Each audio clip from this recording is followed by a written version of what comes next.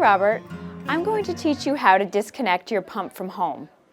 As you can see, I'm wearing a blue protective gown. This is part of my personal protective equipment. I must wear this as a healthcare professional administering medications throughout the day. Now I'm going to wash my hands and prepare for the disconnect. Before you leave the clinic, we are going to give you all the supplies that you need to safely disconnect while at home.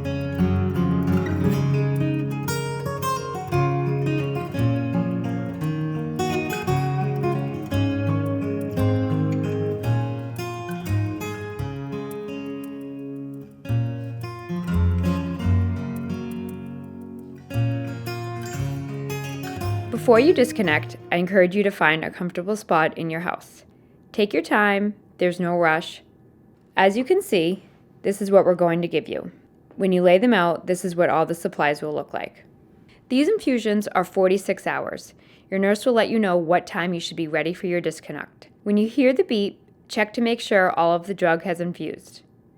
Clamp the pump tubing. The battery is now ready to be disconnected.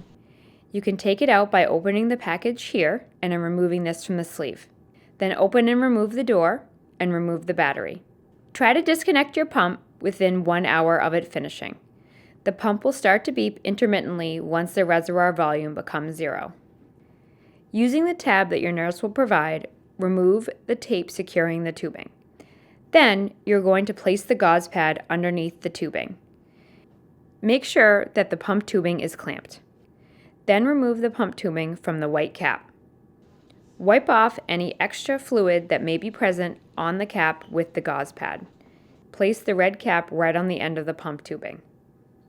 Once the red cap is on, dispose of the chemotherapy in the chemotherapy bag. I'm going to wrap this up, and all of this will be going into 2 chemotherapy bags that we provided.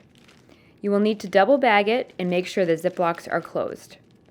If during the 46 hours you experience any pain or moisture coming from the port site, please call Infusion. The number will be provided for you. Remove the wrappers from the flushes so they are ready for use.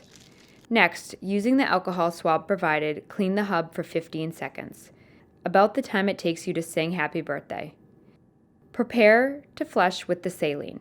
Gently let out a small amount of air on top of the flush by pulling back and gently pressing forward. Now that the hub has been cleaned, it is ready to be flushed. You're going to turn the syringe into the white hub and flush using a push-pause method.